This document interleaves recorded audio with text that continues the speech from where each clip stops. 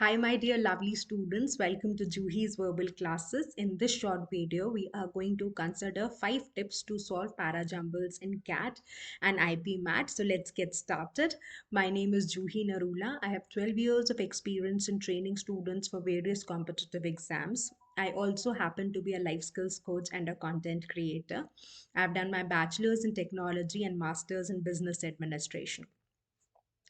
So, see, we need to understand that when we talk about para-jumbles, you need to comprehend the data. So, most of the times we undermine this particular aspect where we quickly start to arrange the sentences, while our first goal should be to comprehend the information wisely.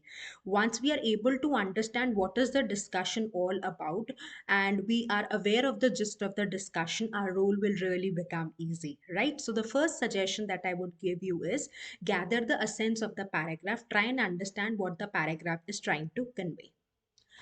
Second important thing is that look for opening or closing statements. These are important clues which should be utilized. Usually, the opening statement would be a broader statement that will help you understand what is the discussion all about. And when we talk about the closing statement, it would try to bring the discussion to a logical end. So, usually, it is an inverted pyramid sort of a structure where a broader statement begins the discussion and the discussion further narrows down to a specific point. So please keep this in mind. And while you are reading the statements, please see that the opening statement would usually not have a pronoun or a demonstrative adjective in it, right? If I say he is an intelligent man, so you would want to know that what is he referring to. So usually pronouns are replacers, and there's a high possibility that the sentences with pronouns would usually not begin the discussion, right? For conclusion indicators, there can be words like hence, therefore, as a result, consequently. So do look for these clues as they become really vital in helping you solve the para-jumble questions.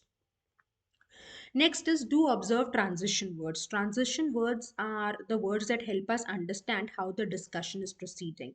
So words like furthermore, moreover, you know, as a result, or but, yet, in spite, despite, all these words help us understand how the discussion will flow.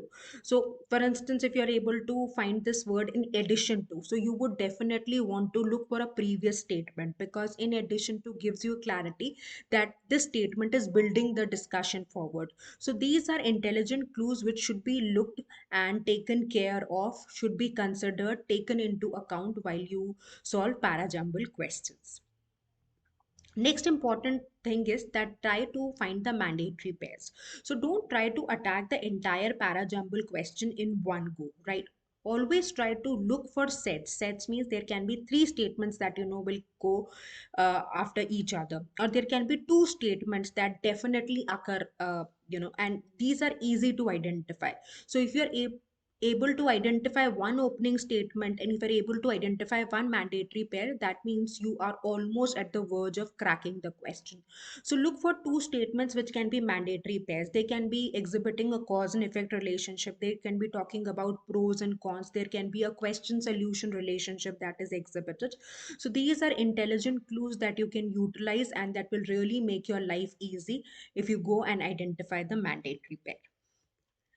Next is to do observe nouns, pronouns, and antecedents. Like I said, pronouns are replacers. So if you are able to identify a statement which has got a pronoun in it, you will definitely look for a statement in which you get clarity that what is the pronoun referring to. Similarly, words like this, these, that, those, his, her, yours. So these words will give us good indication to identify the mandatory pairs, and this will be the important clues that will help us relate to the discussion better. So these are 5 suggestions, 5 quick rules that you can apply to solve para-jumble questions. Do solve some questions and let me know that how did you find the rules, right? So please do take good care of yourself and help us spread the word. Don't forget to like, share, and comment. All the best. Consistency is the key.